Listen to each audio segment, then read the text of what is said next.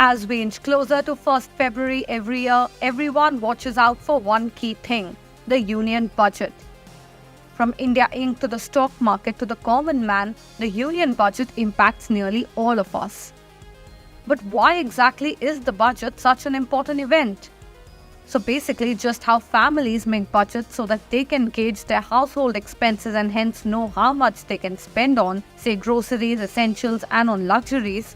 The government makes a budget every year to decide how much the country has spent and how much we can spend for the country in the coming year. The union budget basically shapes the economy of the country and its policies, and budget announcements have long-term impacts. Of course, considering India is a large family of over 130 crore people, it's a lot more complicated. The government needs to ensure that money is allocated where it's needed the most. So they divide it into sectors like health, defense, railways, infrastructure, taxation such as personal taxes, banking, and so on. Depending on the needs of each sector, the government allocates portions of their funds. One of the most important parts of the budget is public welfare. Who needs the money the most? What policy changes will help those who are vulnerable? And this includes literally everyone: taxpayers, women, farmers, businessmen. So depending on the needs and priorities of these sections of society for the year, announcements are made accordingly. So to include all of this, there's a bunch of documents that make up the budget.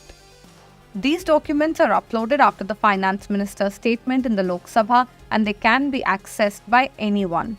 It starts with the FM speech, which is actually just a minor part of the budget document, though the most essential one.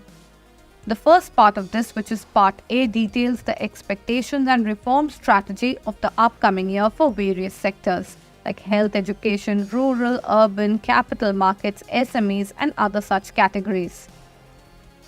This is also the section that contains welfare schemes planned for targeted groups like women and students. This part also details the budget targets like the fiscal deficit for the year, divestment, and government borrowings. The second part of the budget, that is Part B, is the one that has direct and indirect tax announcements. This excludes GST because that is not in the purview of the union budget. This is also when the Finance Minister announces any changes in income tax slabs and customs and excise duties in the coming fiscal, along with other things. Basically, through the budget, the government identifies the areas in the economy which require reforms, and policy and monetary allocation changes are made accordingly.